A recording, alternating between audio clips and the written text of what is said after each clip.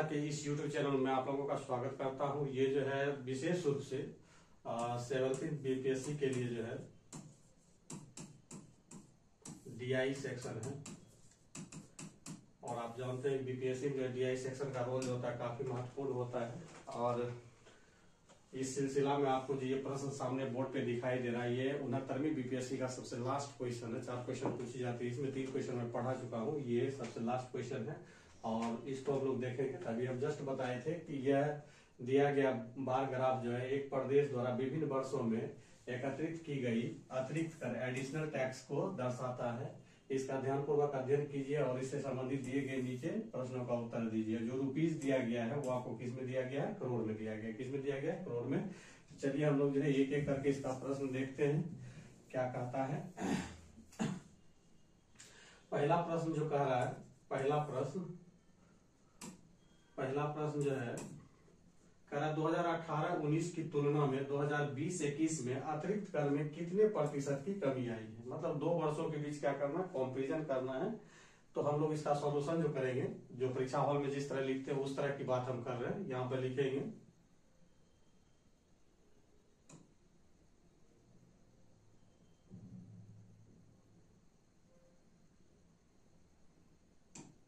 अपने मन से हो गया।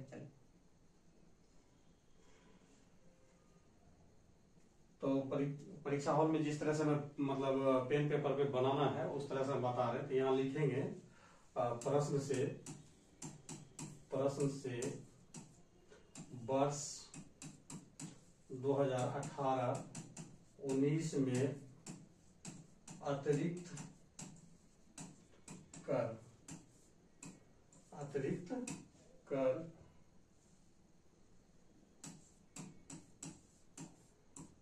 Is equal to. तो देखिए 2018-19 में जो है कर बोल रहा है, तो 2018-19 ये है, इसमें कर कितना दिया आपका? 716 करोड़ दिया है।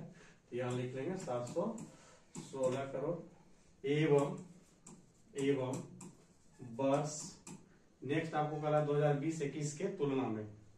तो वर्ष 2020-21 में अतिरिक्त कर, तो 2020-21 में जब आएंगे अतिरिक्त कर तो 2020-21 का ये ग्राफ है। और यहाँ देखिए आपको कितना दिया है? 431 करोड़ दिया है। 431 करोड़ दिया है। अब यहाँ पर देखेंगे कमी मेरा कितना हो रहा है। तो कमी जो हो रहा है आपका 716 माइनस 431, इसको जब घटाएंगे तो आपका ये 5 आ जाएगा, ये 8 आ जाएगा और यहाँ पे 2 आ जाएगा। मतलब 285 करोड़ का अंतर आ रहा है। ठीक है। अब यहाँ पर हमको प्रतिशत कमी निकालना है। तो प्रतिशत कमी बराबर हो जाएगा कमी गुना 100 बटे जहां से कंपेरिजन किया गया। तो देखिए 2018-19 की तुलना में जिससे कंपेरिजन किया जाता है वो मेरा बेस बनता है। क्या बनता है? बेस बनता है। तो जो 2018-19 में कितना है मेरा? 716 करोड़ है। तो 716 क्या होगा? नीचे आ जाएगा। अब इसको सॉल्व कीजिएगा तो वही आपका रिक्वायर्ड आंसर होगा। तो आप लोग को हम बार बार बोलते हैं कि परीक्षा हॉल में आप लोग को जो कैलकुलेटर का परमिशन रहता है, तो आप उससे सॉल्व कर सकते हैं। 285 गुना 100 डिवाइड 716। इस तरह से जब सॉल्व कीजिएगा तो ये आपका जो है 39.80 करोड़ आता है। तो इस तरह से आपका पहला प्रश्न जो है सॉल्व हो गया है। तो इसे आप स्क्रीनशॉट भी ले सकते हैं। प्रतिशत में आएगा, करोड़ आएगा। करोड़ डाटा रहता है सॉल्व। ठीक है, वह कट कर दो।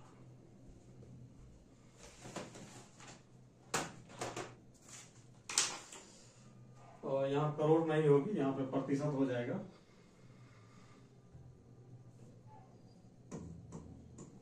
तो ये आपका क्या हो जाएगा? आंसर हो जाएगा। चलिए हम नेक्स्ट क्वेश्चन पे चलते हैं। नेक्स्ट क्वेश्चन कर रहा है 2016-17 की तुलना में 2017-18 में अतिरिक्त कर में कितने प्रतिशत की वृद्धि हुई। अब की बार इस प्रश्न में क्या पूछा जा रहा है? आपसे वृद्धि पूछा जा रहा है। तो चलिए इसको हम लोग मिटाते हैं, दूसरा प्रश्न को देखते हैं।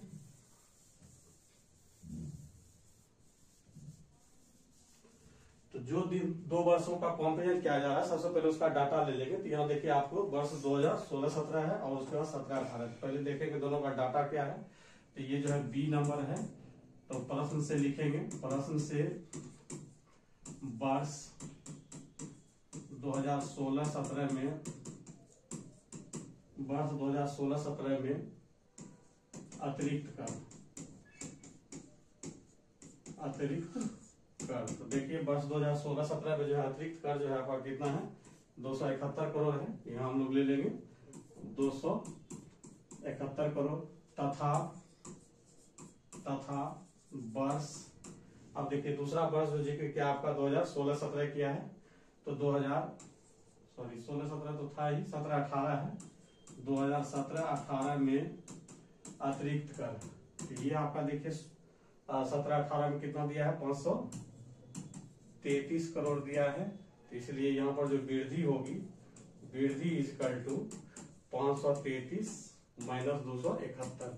आप इसको घटा लेंगे तो ये 3 में से 1 जाएगा, 2 हो जाएगा, और यहाँ आपका 13 में से 6 जाएगा, 7 जाएगा, 6 हो जाएगा, और यहाँ 4 बचा, 4 में से 2 जाएगा, 262 करोड़ हो जाएगा। ठीक है, तो इसलिए प्रतिशत वृद्धि जो निकालेंगे हम लोग, प्रतिशत वृद्धि, तो वृद्धि गुना 100 बटे,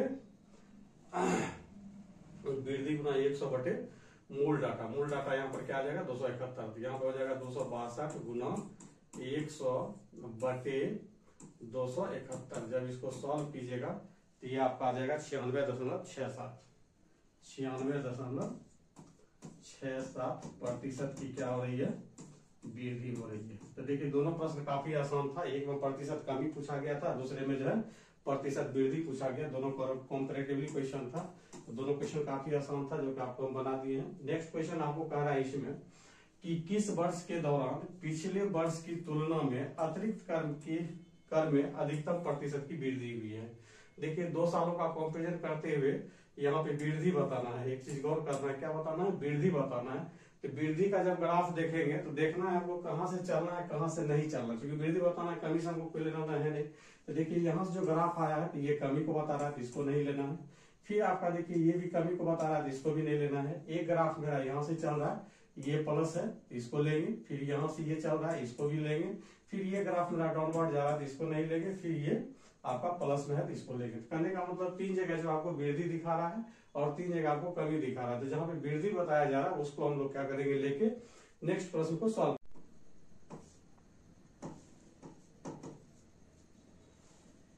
तो यहाँ पर जो है आप 431 माइनस 273 बटे 273 गुना 100 को जब आप सॉल्व करेंगे तो ये आपका फाइनली जो सॉल्व हो जाएगा, ये 58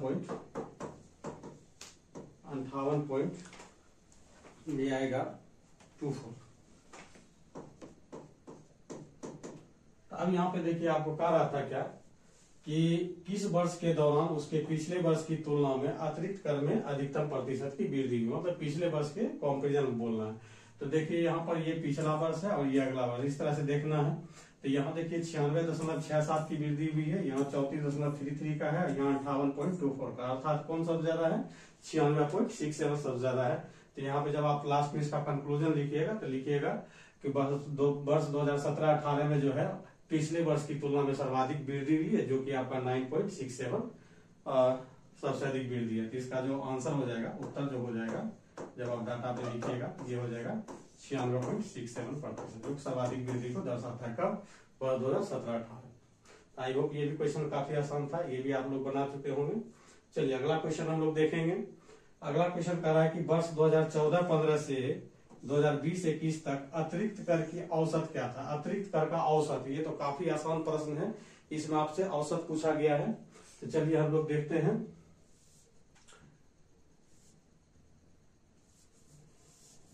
औसत को हम लोग किस तरह से डिफाइन करेंगे। तो औसत आप लोग जानते हैं कि कैसे निकाला जाता है, सभी आंकड़ों का योग, सभी आंकड़ों का योग बटे आंकड़ों का संख्या।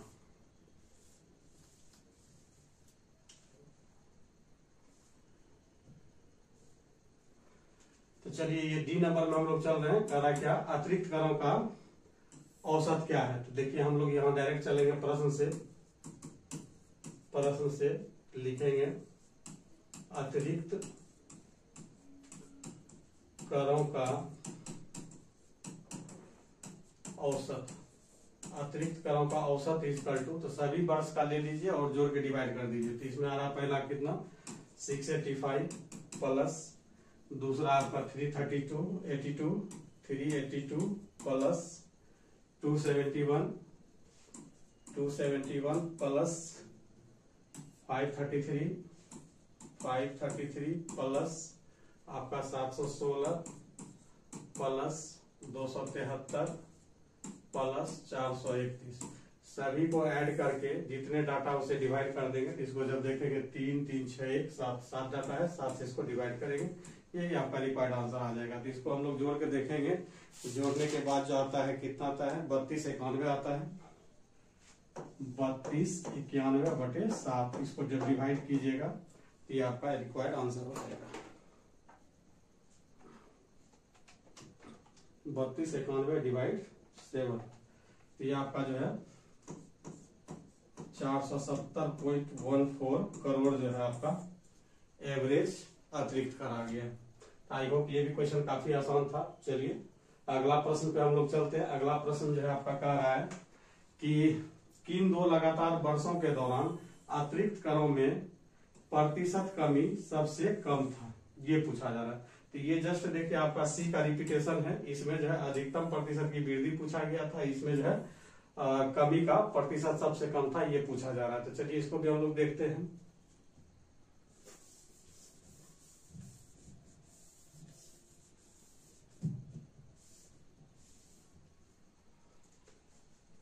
ई नंबर में हम लोग चल रहे हैं, ई नंबर जो कह रहा है। तो अब यहाँ पे हम लोग क्या करेंगे, कमी वाला डाटा को देखेंगे। तो कमी वाला डाटा देखिए आपका एक यहाँ दिख रहा है, फिर एक यहाँ दिख रहा है और एक फाइनली यहाँ दिख रहा है। ठीक है, तो चलिए इसको फ्रेश कर देते हैं, अच्छे से देख लेते हैं।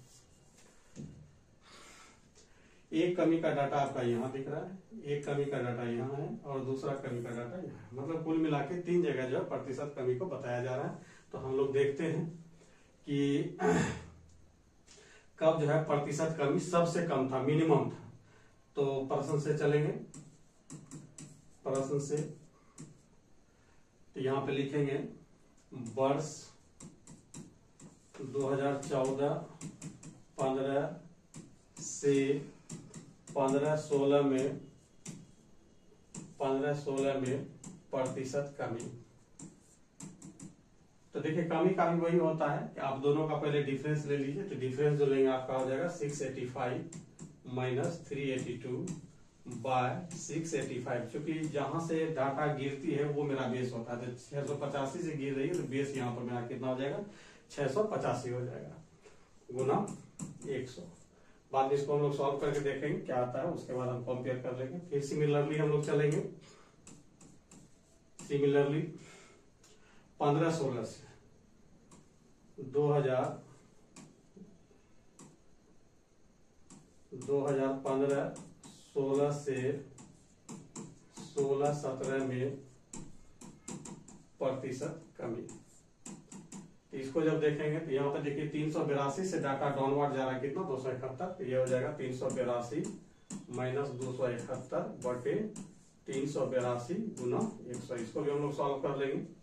तथा अब फाइनली जो मेरा डाउनवर्ड जा रहा है वो आपका यहाँ पे आ रहा है। तो यहाँ पे लिखेंगे वर्ष 2018-19 से कहा जा रहा है 19-20। तो वर्ष 2018-19 से 2019-20 में प्रतिशत कमी। तो यहाँ जब कमी देखेंगे तो मेरा 716 से 273 आ रही है। तो यहाँ पे लिखेंगे 716 माइनस 273 बटे 716 गुना 100।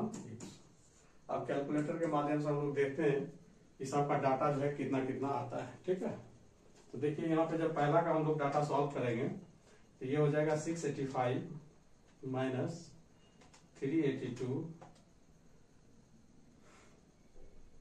गुना 100 डिवाइड 685। ये आपका आ रहा है 44.23% की कमी आ रही है। दूसरा डाटा हम लोग देखेंगे 382 माइनस 271 गुना 100 डिवाइड 382। इसको जब देखेंगे तो ये आपका 29.05% की कमी आ रही है। नेक्स्ट डाटा हम लोग देख रहे हैं। नेक्स्ट डाटा है 716 माइनस 273 गुनी 100 डिवाइड 716। इसको जब करते हैं तो हमारा आता है 61.87 आता है। तो इस तरह से मेरा 3 डाटा आ गया है। अब 3 डाटा में आपसे पूछा जा रहा है कि किन 2 लगातार वर्षों के दौरान अतिरिक्त कर में प्रतिशत मतलब कमी जो थी, कमी का प्रतिशत सबसे कम था, न्यूनतम देखना है। तो आप इसमें देखेंगे 44.23 में 29.05 और 61.87 में सबसे न्यूनतम मेरा कौन है, ये है।